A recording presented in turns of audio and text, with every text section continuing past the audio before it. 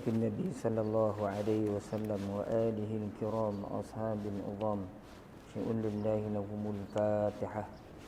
أعوذ بالله من الشيطان الرجيم. بسم الله الرحمن الرحيم. الحمد لله رب العالمين الرحمن الرحيم مالك يوم الدين إياك نعبد وإياك نستعين اهدنا الصراط المستقيم صراط الذين أنعمت عليهم غير المغضوب عليهم ولا الضالين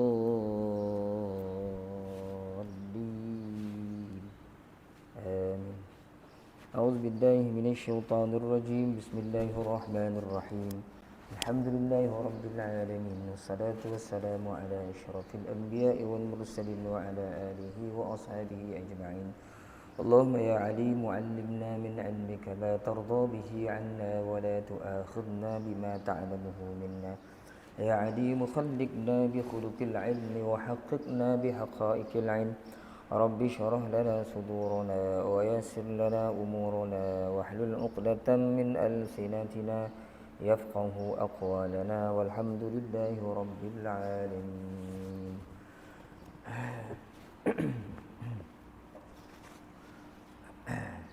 أعوذ بالله من الشيطان الرجيم. بسم الله الرحمن الرحيم. السلام عليكم ورحمة الله تعالى وبركاته. الحمد لله والصلاة والسلام على رسول الله وعلى آله وصحبه ومن والاه. أشهد أن لا إله إلا الله وأشهد أن محمدا عبده ورسوله. قال رب اشرح لي صدري ويسر لي أمري wahlul 'uqdatam min lisani yafqahu qawli, amma ba'd. Yang berusaha pihak pengurusan masjid, ashabul fadilah, tuan-tuan guru, tuan-tuan imam, ketua-ketua masyarakat, tuan-tuan haji, puan-puan hajah, tuan-tuan, puan-puan, hadirin hadirat yang dirahmati Allah Subhanahu wa taala sekalian. Alhamdulillah, tuan-tuan dan puan-puan, seperti biasa, marilah sama-sama kita panjatkan kesyukuran kehadiran Allah Subhanahu wa taala kerana doa-doa kita sebelum ni telah dimakbulkan oleh Allah Subhanahu wa taala. Kita berdoa untuk panjang umur sampai ke bulan Ramadan dan kita telah lalui bulan Ramadan. Alhamdulillah, Allah masih lagi beri kepada kita rezeki untuk beribadah dalam bulan Ramadan. Seterusnya kita dapat sama-sama berhari raya. Setelah mana 2 tahun kita dikekang, dihalang untuk berhari raya menziarahi saudara-mara kita, Allah Ta'ala beri nikmat pula dengan boleh pula berhari raya tahun ni. Alhamdulillah. Kemudian masih lagi teruskan umur kita panjang sampai hari ini. Setelah puasa Ramadan dapat kita pula puasa 6 hari dalam bulan Syawal. Mudah-mudahan Allah Subhanahu wa Ta'ala sentiasa memberikan bimbingan dan panduannya kepada kita sehingga tuan-tuan akhirnya apa yang ada pada kita ini berupa umur yang satu hari nanti akan ada penamatnya, mudah-mudahan dapat kita manfaatkan sebaiknya sebelum kita dijemput oleh Allah Subhanahu wa taala. Mudah-mudahan, Allahumma amin. Pagi ini tuan-tuan kita mula kembali kuliah tafsir kita pada ayat yang ke-192 daripada surah Asy-Syu'ara juzuk 19. Yang ada buku ni boleh buka muka surat 143. Di belah kanan kita ni tengah-tengah. Jadi kita akan mula pada ayat 192, muka surat 143. A'udzu billahi minasy syaithanir rajim. Bismillahirrahmanirrahim. وَإِنَّهُ لَتَنزِيلُ رَبِّ الْعَالَمِينَ نَزَلَ بِهِ الرُّوحُ الْأَمِينُ عَلَى قَلْبِكَ لِتَكُونَ مِنَ الْمُنذِرِينَ بِلِسَانٍ عَرَبِيٍّ مُبِينٍ وَإِنَّهُ لَفِي زُبُرِ الْأَوَّلِينَ أَوَلَمْ يَكُنْ لَهُمْ آيَةً أَنْ يَعْلَمَهُ عُلَمَاءُ بَنِي إِسْرَائِيلَ walau nazzalnahu ala ba'dil a'jamin faqara'ahu 'alaihim ma kanu bihi mu'minin. Sadaqallahul 'azim. Wa innahu semua nun, semua mim dalam Quran ini bila ada tanda tasydid, maka kita baca dengan dengung qadar 2 harakat. Wa innahu. Jadi kadar dengung itu berpandukan kepada nada bacaan kita, kelajuan bacaan. Kalau kita baca laju, lajulah dengung tu. Kalau kita baca perlahan, maka dengung tu dilambatkan dengan kadar 2 harakat. Harakat ni maksudnya pergerakan. Kalau 2 harakat maknanya 2 gerakan jari. Kalau 4 harakat, 4 gerakan jari. Wa in 2 harakat, 2 gerakan jari kita. Wa innahu bila ada ha gulung ni, ha besar ni, selepasnya ada huruf waw yang kecil ataupun huruf ya, itu menandakan dia mausilah. Jadi maksilah ni 2, maksilah tawilah ataupun maksilah qasirah. Dah banyak kali kita bahaskan, kalau di hadapan waw atau ya yang kecil ini ada huruf selain daripada hamzah, itu adalah maksilah qasirah. Seperti dalam kes ni, sebab selepas waw yang kecil itu huruf lam. Apabila maksilah qasirah, kita baca hanya dengan qadar 2 harakat. Wa innahu hu tu 2 harakat. Tetapi kalau maksilah tawilah, iaitu apabila di hadapan ya ataupun waw yang kecil itu huruf hamzah berbaris, maka itu adalah maksilah tawilah. Kita baca dengan 4. Baca dengan 4 harakat. Di sini hanya 2 harakat. Wa innahu latanzilu, nun mati bertemu dengan zai, ikhfa hakiki, sembunyikan bunyi nun dalam huruf zai. La tanzilu rabbil alamin. Alamin man arid sukun, min tu man arid sukun. Kita boleh baca 2 harakat atau 4 harakat atau 6 harakat. Nazala bihi ruhul amin. Nazala bihi ruhul. Huruf ha ni bila kita ngaji tuan-tuan, kita kena hati-hati. Kalau kita terlampau selamba, maka akan banyak huruf ha yang bertukar menjadi huruf ha besar. Jadi bila bertukar huruf ni, bertukar makna dia. Ruhul. Kalau kita selamba, ruhul. Hul tu kalau kita lepas je, tu ha besar. Ruhul itu ha pedas tersebut tu. Tu kena hati-hati di situ. Amin. Min tu man arid sukun seperti al-alamin di atas. 2 harakat atau 4 harakat atau 6 harakat. Sebelum tu perhatikan pada perkataan al-amin. Ni banyak kadang-kadang orang keliru. Amin. Hamzah ni dalam penulisan, kaedah penulisan Rusam Usmani, penulisan Al-Quran ni, kalau hamzah tu duduk atas alif, hamzah tu tidak akan dibaca dengan panjang. Seumpama ini al-amin, hamzah tu atas alif. Tetapi kalau hamzah tu duduk di antara lam dengan alif, tengah-tengah ditulis, atau hamzah tu sebelum alif, hamzah tu kena panjang. Kalau jumpa lam alif, tengah-tengah tu hamzah, hamzah tu kena baca dengan panjang, sebab hamzah mendahului alif. Tapi kalau hamzah tu atas kepala alif tu macam al-amin ni, maka dia baca dengan pendek. Al-amin, bukan amin. Ala qalbika litakuna minal munzirin. Munzirin sama dengan tanzil, cuma huruf je. Biasa hukum ni ikhfa hakiki. Tanzil atas tu huruf zai, nun mati bertemu dengan zai. Di sini nun mati bertemu dengan zal. Zai dengan zal ni adalah huruf bagi ikhfa hakiki. Kita baca 2 harakat. Muzirin. Rin itu man arid lisu sukun. Boleh baca 2, 4 atau 6 harakat. Maka tuan-tuan jadilah bacaan dia bunyi dia lebih kurang. A'udzu billahi minasyaitonir rajim. Wa innahu latanzilu rabbil alamin. Nazala bihi ruhul amin. Ala qalbika litakuna minal munzirin. Sadaqallahul azim. Itu dari sudut ilmu tajwid.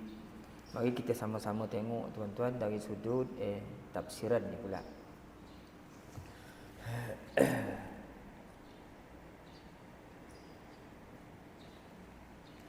Wa innahu latanzilu rabbil alamin. Sesungguhnya Al-Quran ini sememangnya wahyu yang diturunkan Tuhan seru sekalian alam. Nazala bihi ruhul amin. Dibawa turun dia oleh roh, yakni malaikat Jibril. Roh tu malaikat Jibril yang dipercayai. Ala qalbika litakuna minal munzirin. Diturunkan ke dalam hatimu supaya engkau menjadi golongan orang yang memberi peringatan kepada manusia. Bilisanin arabiyyin mubin. Dengan bahasa Arab yang terang.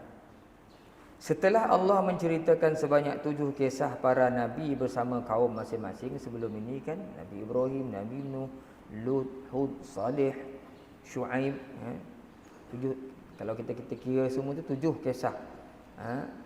Di zaman dulu yang berlaku dengan dibawakan dalil-dalil itu dengan tujuan sebenarnya untuk menceriakan Nabi Muhammad sallallahu alaihi wasallam, di mana umat-umat tu semua Allah Taala musnahkan kerana mendustakan para rasul. Kemudian mereka dibinasakan. Iaitu mereka yang bersalah itu dikalahkan sedangkan para rasul dimenangkan disebabkan takwa mereka kepada Allah.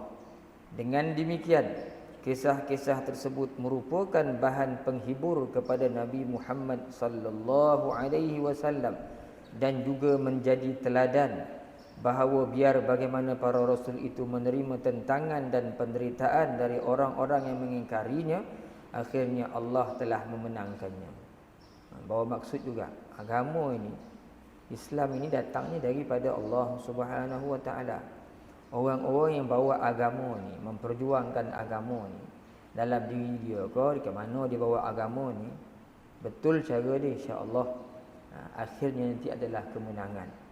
Akhirnya nanti adalah kemenangan. Tak kira lah banyak mana dia dapat tentangan, seperti mana Nabi dahulu membawa agama ni, akhirnya adalah kemenangan. Begitu juga manusia yang memperjuangkan agama ni, dia akan mendapat tentangan. Itu sunnatullah. Pertembungan di antara hak dengan batin ni dia akan terus berlaku sampailah ke hari kiamat. Tapi pengakhirannya nanti Allah Subhanahu wa taala pasti memenangkan agama. Sebab tu Nabi sebut kan, Islam datang dalam keadaan dagang, dalam keadaan asing. Maka beruntunglah orang yang kembali dalam keadaan asing dagang bersama agama. Orang yang kembali dengan agama ni, bawa agama ni, dia akan beruntung, kata Rasulullah sallallahu alaihi wasallam. Maka di sini dibawakan pula keterangan mengenai Al-Quran, di mana dia juga merupakan kisah wahyu yang diturunkan oleh Allah dengan perantaraan malaikat Jibril. Jadi ayat pertama yang kita baca tu, wa innahu latanzilu rabbil alamin. Sesungguhnya Al-Quran ini sememangnya wahyu yang diturunkan Tuhan seru sekalian alam. Allah Ta'ala dah cerita 7 kisah. Dia beri tahu, dia kukuhkan lagi bahawa Quran itu memang wahyu daripada Allah. Bukan daripada siapa-siapa. Dia adalah wahyu daripada Allah Subhanahu wa Ta'ala yang diturunkan ke atas muka bumi. Kalau anak-anak kita yang mengaji pendidikan Quran Sunnah di sekolah tu, masyhurlah cerita ni. Bila cerita Quran itu Allah Ta'ala turunkan, maka Quran ni Allah Ta'ala turunkan dia 3 peringkat. 3 peringkat. Peringkat yang pertama, Allah Ta'ala turunkan Quran ni daripada Lauh Mahfuz, daripada Allah ke Lauh Mahfuz. Allah Ta'ala saja tahu mana dia punya Lauh Mahfuz ni. Bal huwa Quranun Majid fi lauhim mahfuz. Bahkan dia adalah Quran yang mulia, yang diletakkan di Lauh Mahfuz. Itu peringkat pertama penurunan daripada Allah terus ke Lauh Mahfuz. Kemudian daripada Lauh Mahfuz, Quran tu turun pula ke langit, ke dunia. Kan di Lauh Mahfuz turun kali kedua di langit dunia. Dia ketika turun ke langit kedua ni, dunia ni, ini adalah penurunan sekaligus. Tuhan turunkan sekaligus. Inna anzalnahu fi lailatul qadr. Sesungguhnya kami turunkan Al-Quran itu pada malam Lailatul Qadar. Malam 17 Ramadan yang sebut tu kan. Turun sekaligus, serentak. Daripada mana? Daripada Lauh Mahfuz turun ke langit dunia. Jangan tanya saya, langit dunia tu kat mana Ustaz? Yang nampak ni kau, wallahu a'lam. Saya pun tak tahu mana dia langit dunia. Tapi disebut Lauh Mahfuz ke langit dunia, atau disebut sebagai Baitul Izzah. Di mana? Wallahu a'lam. Jadi turun ke langit dunia. Peringkat yang ketiga daripada langit dunia itu turunlah kepada Nabi Muhammad sallallahu alaihi wasallam secara mufarraqan munajjaman, secara beransur-ansur, terputus-putus. Dia tak turun sekaligus. Dia turun sikit. Itulah yang Allah Ta'ala maksudkan dalam Quran, inna nahnu nazzalna dzikra wa inna lahu lahafizun. Sesungguhnya kamilah yang menurunkan peringatan. Az-zikra itu peringatan, nama lain bagi Quran. Quran banyak nama. Jadi zikra ni Quran. Kamilah yang menurunkan peringatan itu. Yakni Quran itu nazzalna. Kalau kita mengaji bahasa Arab, nazzala menurunkan, anzala pun menurunkan. Kalau guna nazzala tu maknanya turun sikit.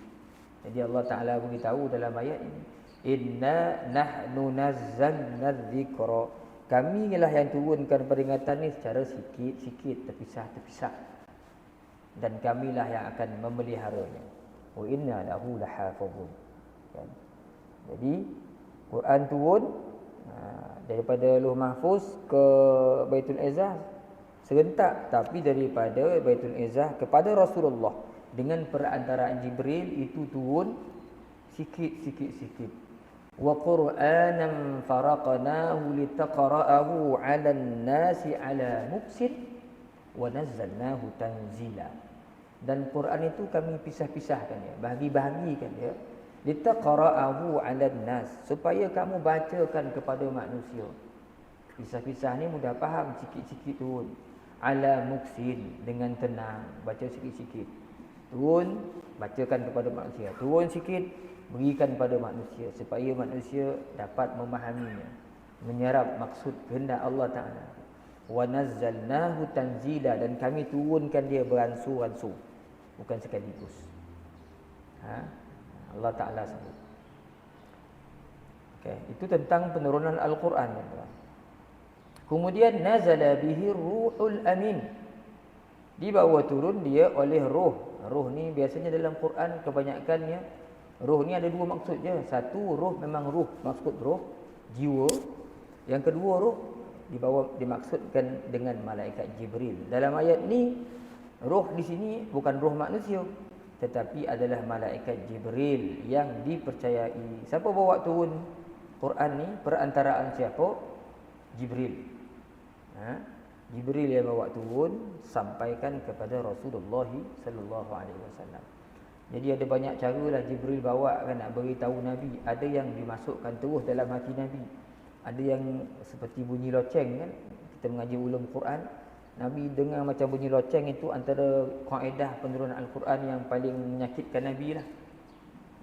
Macam bunyi loceng kuat, berdesing telinga Nabi bila Jibril datang nak bawa wahyu. Jadi wahyu itu disampaikan oleh Jibril alaihi salam.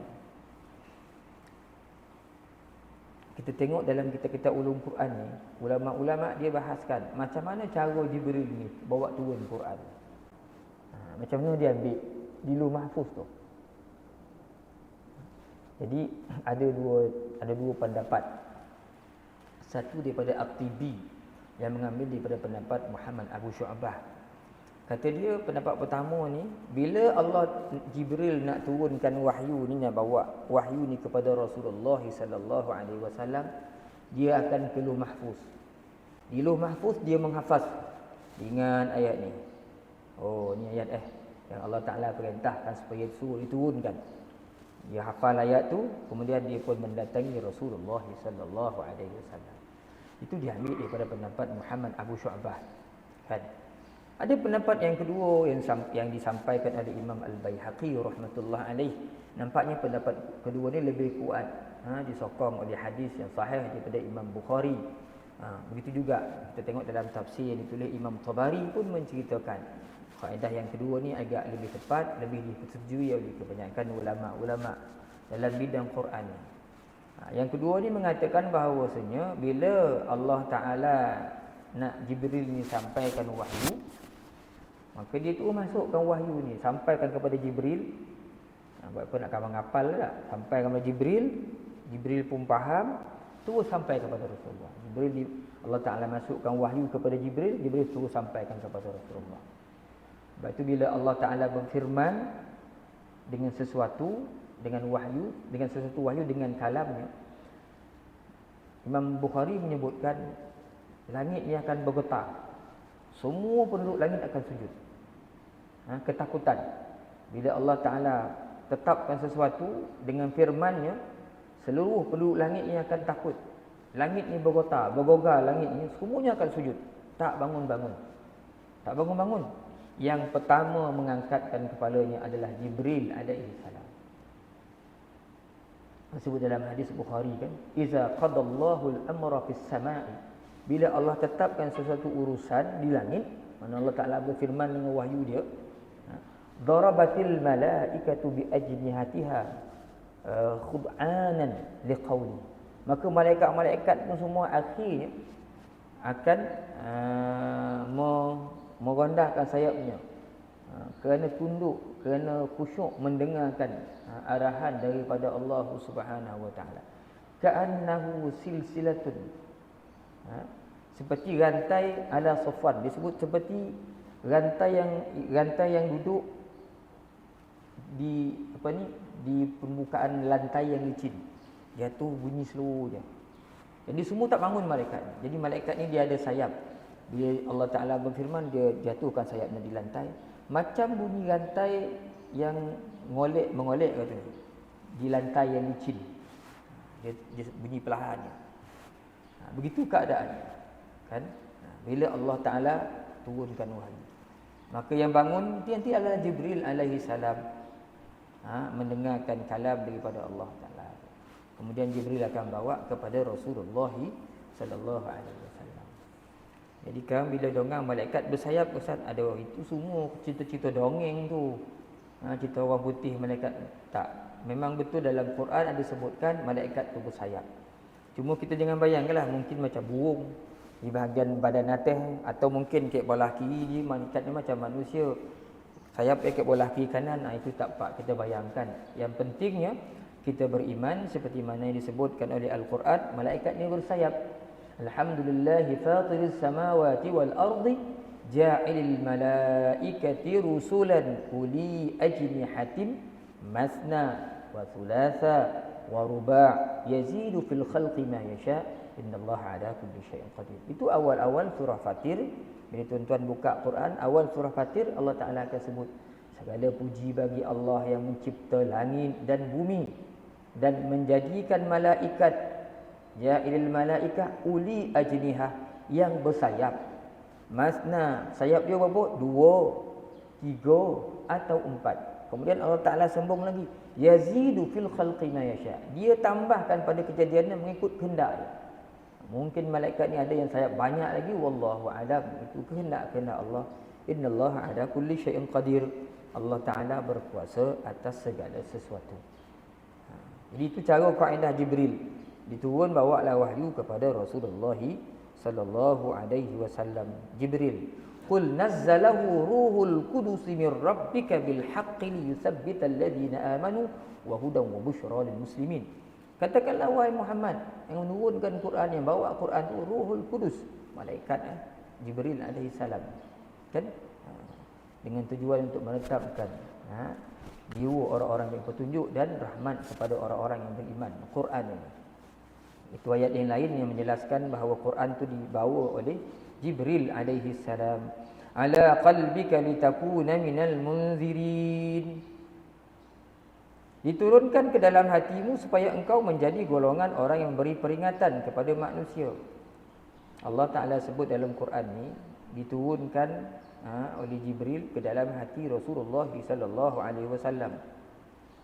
Qul man kana aduwwan li Jibril fa innahu nazzalahu ala qalbik. Ada perkataan qalbika tu. Qul man kana aduwwan li Jibril fa innahu nazzalahu ala qalbika biiznillah.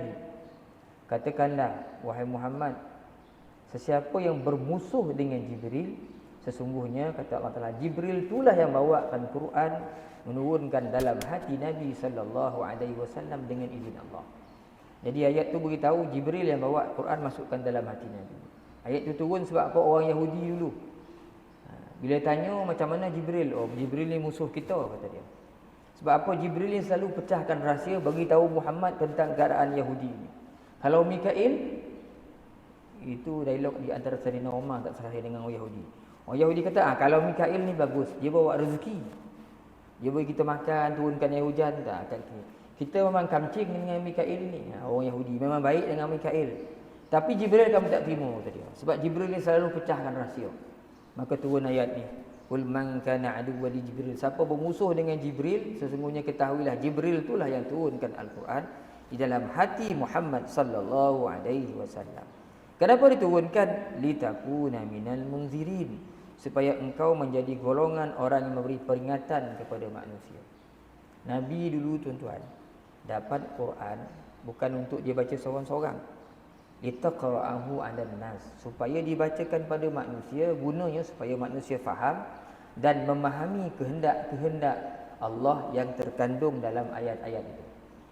Nabi sampaikan satu ketika dulu. Sekarang Nabi yang kita kasihi itu telah wafat. Tinggallah kita. Kita sepatutnya meneruskan peranan Nabi itu. Baca Quran ni dan sampaikan, beritahu pada orang ramai. Kan? Apa yang kita tahu kena sampaikan kepada orang, kepada sahabat, kepada saudara. Kena kembangkan maksud-maksud Al-Quran ni. Kalau tidak nanti orang tak faham apa yang Allah Ta'ala kehendaki. Malang ni akhir zaman ni orang lebih suka ambil pandangan-pandangan bukan daripada Quran. Kan? Kalau orang bercakap pun Shakespeare pendapat dia. Arnold ni, John ni ambil pandangan orang-orang ni. Padahal dalam Al-Quran dah jelas-jelas menunjukkan. Jelas-jelas menunjukkan. Sebab itulah bezanya bila kita mengaji Quran ni, kita akan nampak macam-macam. Macam siapa nama satu orang profesor tu, dia pergi persidangan perubatan ke Saudi. Maka dia pun kata penemuan dia kata manusia, benda makhluk hidup ni, unsur yang paling penting sekali dalam kehidupannya adalah daripada air, kata dia. Dia rasa dapat penemuan baru. Kemudian siapa nama doktor tu daripada Saudi kata, ni bukan penemuan baru. Dalam kitab suci orang Islam awal-awal dia dah beritahu dah bahawa semua makhluk hidup ni unsur yang paling penting adalah air. Maka dia bacakan ayat waja'alna minal ma'i kulla syai'in hayyin. Prof Amerika jadi heran, dia pun buat kajian betul-betul dalam Quran ada tulis kami jadikan minal ma' daripada air ni kulla syai'in, setiap satu tu hidup. Rupa-rupanya dia bukan dapat penemuan baru, lama. Begitu juga ada seorang profesor, Thomas apa nama, dia buat kajian, dia jumpa bahawasanya gunung ini, kata dia, gunung ni sebenarnya dia ada akar. Dan akar tu tiga bawah gunung ni adalah merupakan binaan-binaan yang 3 ke 4 kali ganda lebih besar daripada yang atas. Yang atas tu kecil je. Kalau besar ni, bawah tu ada 3-4 kali ganda. Dia buat penemuan tu di Saudi. Datang doktor yang sama juga bacakan ayat Quran. Tak, sebenarnya bukan penemuan baru ni, dalam Al-Quran sudah sebut. Wa alqa fil ardi rawasi, Tuhan antamida bikum. Allah Ta'ala lah yang pacakkan gunung ni supaya menjadi pasak bumi. Maka bila dikaji, sebab itu profesor-profesor orang putih ni, bila dia mengkaji Quran, dia akan masuk Islam akhirnya. Dia akan masuk Islam. Sebab itulah sebenarnya Quran ni sebenarnya tu punca pada segala ilmu. Tapi malangnya hari ni orang lebih suka mengambil pandangan-pandangan daripada orang lain, bukan daripada Al-Quran. Bukan daripada Al-Quran. Bila dilihat sebenarnya semua benda ni ada tercatat dalam Al-Quran. Nak cerita apa pun kan ada dalam Quran ni, insya-Allah. Cuma manusia tidak mengkajinya. Jadi Quran ni Tuhan turunkan supaya memberi peringatan kepada manusia. Jadi kita sepatutnya, sebab tu kita kena ngaji tafsir ni kan.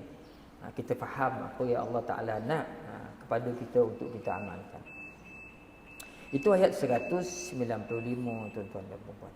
Ayat 195. Jadi saya tak baca tafsiran tu panjang tu. Okey. Kita terus tuan-tuan pada ayat ayat 194-95. Bilisanin arabiyyin mubin, dengan bahasa Arab yang terang. Jadi Quran itu turun dalam bahasa Arab yang terang. Kalau kita pergi tanah Arab hari ni, itu bukan bahasa Quran tu. Itu bahasa kampung dia. Bahasa kampung. Orang Mesir ada Ami Mesir dia, bahasa pasar dia. Pergi Saudi kita akan nampak lain bahasa. Pergi Jordan pun ada, tapi bahasa yang betul-betul pure standard bahasa Arab dalam Quran.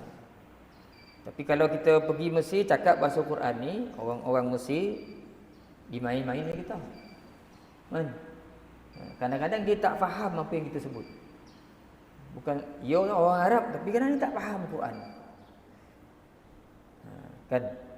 Sebab itu bila sebut Al-Quran ni, bahasa dia cukup indah. Tapi bahasa Arab Amin ni tengok pendek-pendek ya, polik-polik kan. Habis. Kadang-kadang dia baca Quran pun orang Mesir ni Baqarah jadi Ba'arah. Huruf Qaf ni kalau kat Mesir dia tukar jadi huruf Hamzah. Kalau Saudi huruf Qaf ditukar jadi huruf Ga. Mana ada huruf Jawi huruf Ga? Saudi je Baqarah. Tukar. Yang tepatnya Baqarah huruf Qaf tu. Mesir tukar jadi Hamzah, Saudi tukar jadi Ga. Kalau tuan-tuan pergi Mesir, pergi Saudi je perasan orang, kalau betul orang Saudi cakap ada bunyi Ga tu, itu sebenarnya huruf Qaf. Kalau di Saudi lah. Kan? Sebab itu kali pertama saya sampai Mesir dulu, saya mandi, saya tingkat 2. Tandas saya tu jatuh air tu menitik kena orang bawah ni. Orang bawah tu marah, naik pintu dia marah ni saya. Dia kata, "Muyah nazil min fuk." Air kau mandi jatuh bawah. Saya pun masa tu baru sampai, lagi pertama sampai.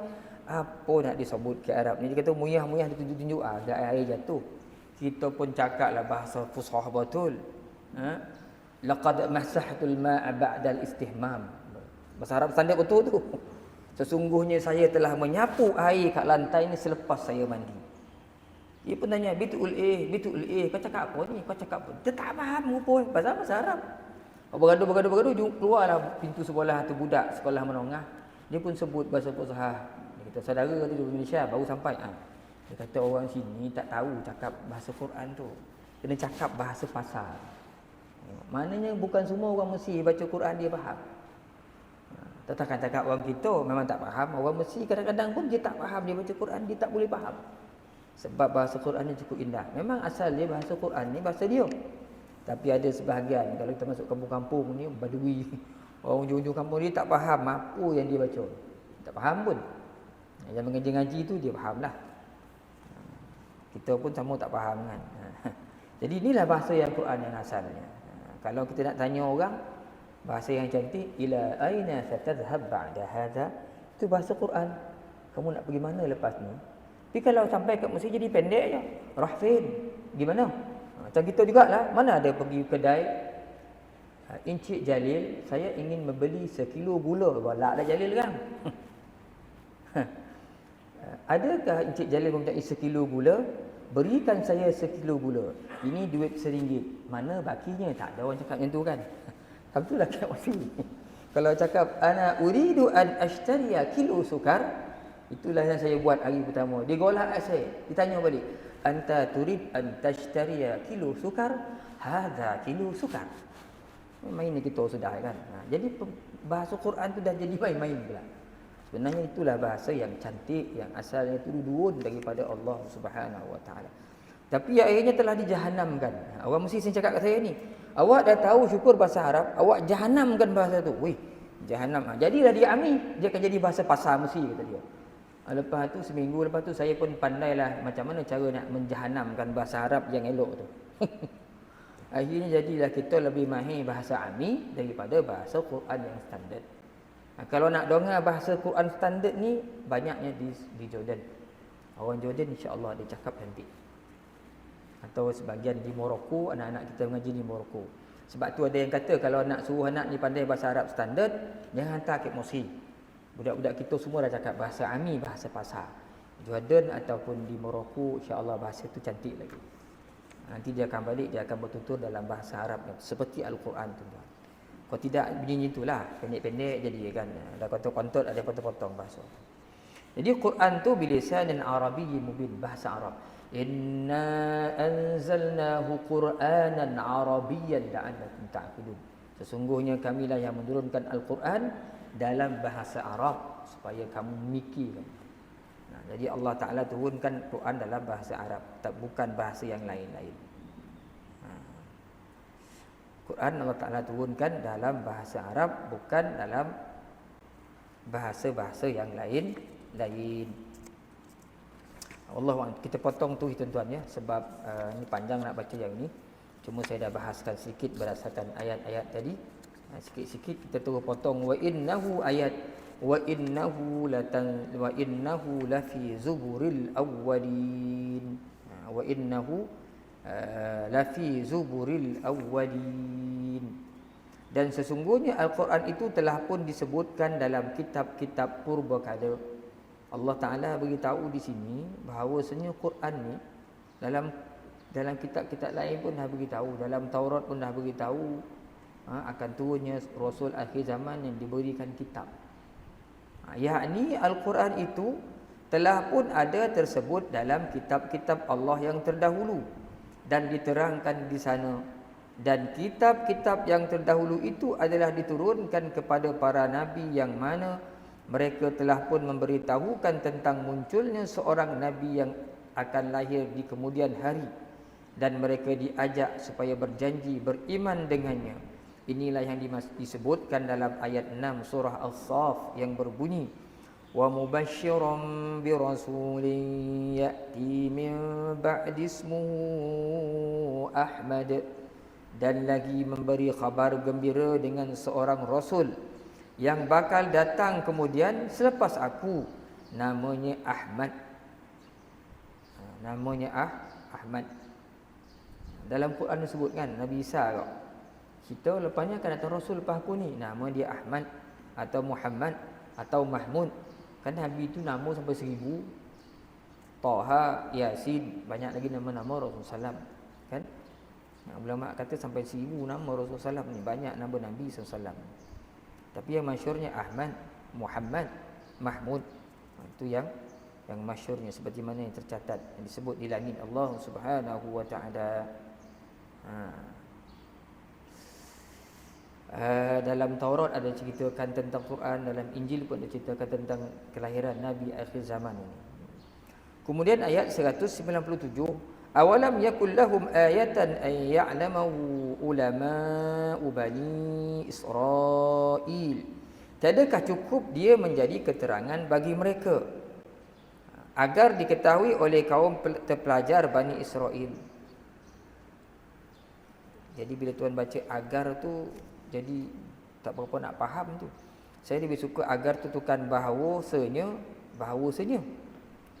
Tiadakah cukup dia menjadi keterangan bagi mereka, yakni orang-orang Yahudi, bahawasanya dia diketahui oleh kaum terpelajar dari Bani Israel. Maknanya tak cukup ke Quran ni, sebenarnya Quran ni telah difahami oleh ulama-ulama Bani Israel. Orang awam tak nak terima Quran ni, padahal orang-orang terpelajar, ulama-ulama Yahudi ni dia faham. Ayat ni betul-betul daripada Allah. Quran ni betul-betul daripada Allah. Cuba tuan-tuan tengok bawah tafsiran tu. yakni bukankah sudah cukup untuk menjadi saksi tentang benarnya Al-Quran, di mana para cerdik pandai kaum Bani Israel membawakan nas dan menunjukkan dalil bahawa di beberapa tempat dalam kitab Taurah dan Injil di mana disebutkan tentang sifat-sifat Nabi Muhammad sallallahu alaihi wasallam sebagai utusan Allah. Maknanya ulama-ulama di kalangan pendeta-pendeta Yahudi ni, bila mereka baca Injil, mereka baca Taurat, mereka jumpa cerita tentang Rasulullah, cerita tentang Al-Quran yang bakal diturunkan selepas kitab-kitab mereka. Tak cukup kau kata Allah, ulama-ulama engkau pun dah beritahu dah. Tak cukup ke dulu orang-orang cerdik di kalangan Yahudi yang dah membawakan bukti dalam kitab mereka pun ada cerita tentang ayat Quran. Tapi kenapa kamu wahai orang-orang Arab Quraisy masih lagi tak percaya, sedangkan Quran itu turun selepas Taurat? Sedang dalam Taurat, ulama-ulama di kalangan pendeta-pendeta Yahudi itu sendiri dah bawa dalil dah. Ayat ini tuju pada orang-orang Quraisy ni. Sedangkan orang-orang Quraisy Makkah, mereka itu pernah pergi mendapatkan pendeta-pendeta bangsa Yahudi. Kenapa ketika Nabi Muhammad sallallahu alaihi wasallam sampaikan ayat ini mereka tak nak percaya, tak nak beriman? Padahal mereka satu ketika pernah hantar utusan pergi tanya orang Yahudi ni, betul ke Muhammad ni bawa Quran ni? Betul ke Quran ni daripada Allah? Sedangkan mereka pernah pergi mendapatkan pendeta-pendeta bangsa Yahudi untuk memastikan kebenaran berita-berita tersebut. Hal ini sebagaimana yang diriwayatkan oleh As-Sa'labi daripada Ibnu Abbas, bahawasanya penduduk Makkah ada mengutus rombongan kepada pendeta-pendeta kaum Yahudi ke Yathrib, nama lama bagi Madinah kan, menanyakan tentang kenabian Muhammad sallallahu alaihi wasallam. Mereka memberi jawapan, inilah saat ketikanya dia itu muncul. Pendeta Yahudi kata, ni saat ni lah ni Muhammad tu akan muncul. Lalu mereka sebutkan tentang sifat-sifat Nabi tersebut. Orang Yahudi pun beritahu orang Quraisy Mekah yang datang tadi, macam ada sifat. Maka setelah mereka itu diberikan dalil-dalil dan bukti yang diterangkan oleh kedua buah ayat tadi tentang kenabian Muhammad sallallahu alaihi wasallam, tetapi orang-orang musyrikin Makkah itu rupa-rupanya tidak ada gunanya diberikan dalil dan bukti, sebab mereka juga tidak mahu beriman. Sebab itu dalam ayat ni Allah Ta'ala tanya, awalam yakul lahum ayah, adakah tidak cukup menjadi tanda, menjadi bukti bagi mereka, yakni kaum Quraisy Mekah, ay ya'lamahu ulama Bani Israel, apa yang telah diketahui oleh ulama-ulama Israel, pendeta-pendeta Yahudi dulu, tak cukupkah jadi bukti?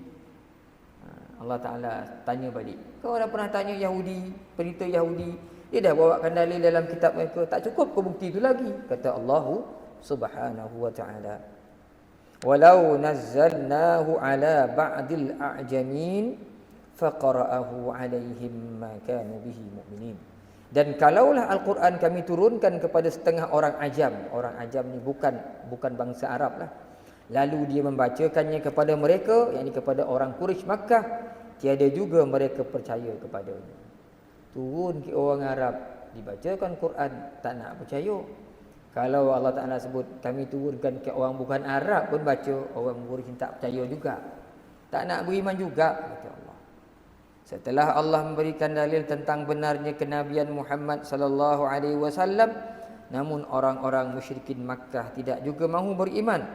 Maka dinyatakannya pula di sini tentang mukjizat Al-Quran itu, iaitu sesungguhnya Al-Quran itu telah pun diturunkan kepada seorang bangsa Arab, yakni Muhammad sallallahu alaihi wasallam, dengan menggunakan bahasa Arab yang jelas difaham, dan kaumnya juga dari bangsa Arab yang telah mendengarkannya semasa dibacakan kepada mereka. Mereka kenal tentang kefasihan bahasa Al-Quran tersebut, sehingga merupakan sebuah kitab yang bermukjizat, kerana tak dapat ditandingi tentang kebagusan susunan dan keindahan bahasanya. Orang Arab ni pakai syair, sajak apa ni, puisi ni, tapi bila mana Allah cabar, tak ada seorang pun orang Arab yang boleh buat binaan ayat secantik Al-Quran, secantik Al-Quran ini. Sedangkan Quran itu pernah juga disebut-sebut dan diberitakan oleh beberapa buah kitab purbakala yang terdahulu daripadanya. Namun demikian kaumnya juga tidak mahu beriman, sebaliknya mengingkari dan mendustakannya, bahkan menuduhnya sebagai kitab syai' atau kitab ahli tenun. Maka sekiranya kami, yakni Allah, menurunkan Quran itu kepada setengah orang ajam, yakni bukan Arab, iaitu yang tidak pandai berbahasa Arab, lalu dia bacakan kepada mereka, dan mereka tetap juga kufur, tidak mahu mempercayai. Itulah pekatnya kejahilan yang bersarang dalam jiwa orang Arab ketika tu.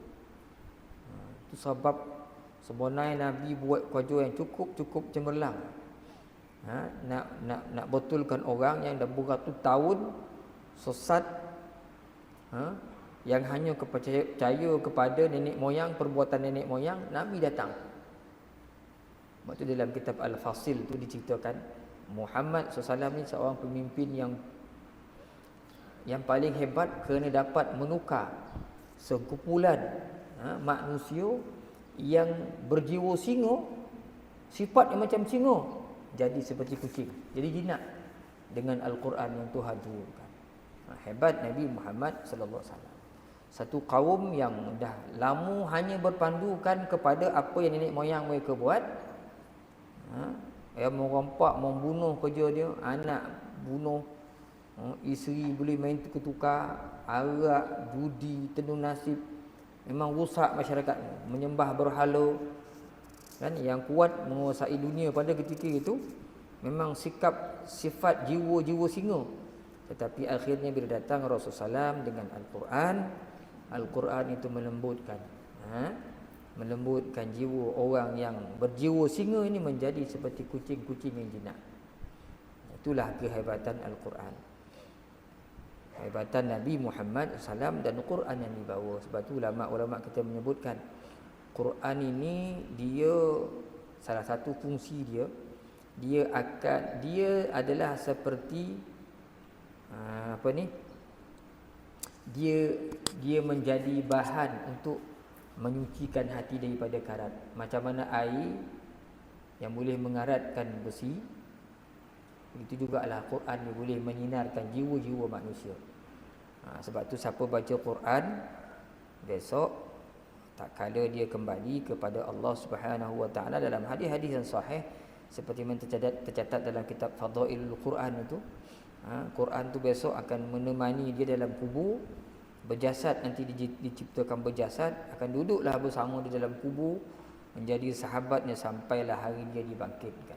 Bukan itu sahaja, bahkan Al-Quran yang kita baca ni menjadi penyebab kepada terang benderangnya kubur kita, tuan-tuan. Terang menjadi seterang-terangnya qadau isyamsi fid dunya. Seperti mana terangnya cahaya matahari, bahkan lebih terang lagi seperti terangnya cahaya matahari di atas muka bumi itu. Kalau tidak, nanti tuan-tuan kita hidup dalam gelap. Tak apalah ustaz, kita pun dah mati, memang gelap pun, kata dia. Jangan duduk dalam gelap tu 2 minit pun kita dah boring dah. Tak tahu nak nampak apa-apa kan. Jadi Allah Ta'ala akan terangkan kubur kita dengan berkat pembacaan Al-Quran yang kita baca selama ini. Saya ingat tuan-tuan cukuplah sekadar itu untuk pagi ini, dah 7.20. Kita berhenti di sini, insya-Allah tuan-tuan, panjang umur, murah rezeki. Kita sambung lagi perbahasan ayat ini, iaitu kita akan mula pada minggu hadapan pada ayat yang ke-200. Kadzalika salaknahu fi qulubil mujrimin. Sekadarnya untuk pagi ini, mudah-mudahan kita sama-sama faham dan sama-sama kita amalkan. Mudah-mudahan Al-Quran menjadi sebahagian daripada hidup kita yang terpenting. Macam mana kita setiap kali kita hidup, kita tak pernah lupa untuk sarapan dan makan tengah hari serta makan malam. Dan Al-Quran pun begitu juga. Kalau boleh janganlah kita sarapan dulu sebelum kita baca Quran. Nak makan tengah hari kita niat dulu, baca Quran dulu, lepas tu kan baru makan. Bila ingat nak makan malam, tak, baca Quran dulu, dah baca Quran kan baru makan malam. Kalau dengan cara itu, agaknya insya-Allah mudah-mudahan Quran itu akan menjadi sahabat hidup di dunia kita dan insya-Allah menjadi kawan dan sahabat di akhirat. Aqulu qauli hadza, sallallahu li wa lakum. Assalamualaikum warahmatullahi taala wabarakatuh. Kita berhenti di sini tuan-tuan, insya-Allah.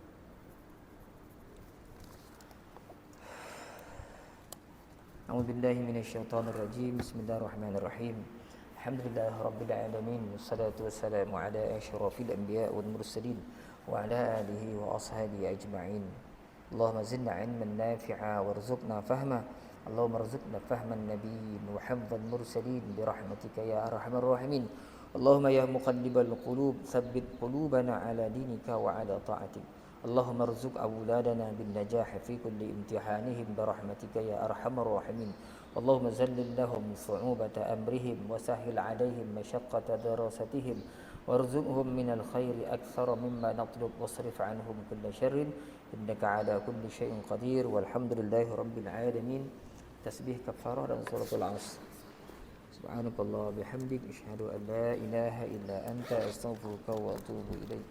Subhanakallah bihamdik asyhadu an la ilaha illa anta astaghfiruka wa atubu ilaik. Subhanakallah bihamdik asyhadu an la ilaha illa anta astaghfiruka wa atubu ilaik. Bismillahirrahmanirrahim. Wal 'asr innal insana lafi khusr lilladzina amanu wa 'amilus solihat wa tawassaw bil haqq wa tawassaw bis sabr. Wallahu a'lam bissawab.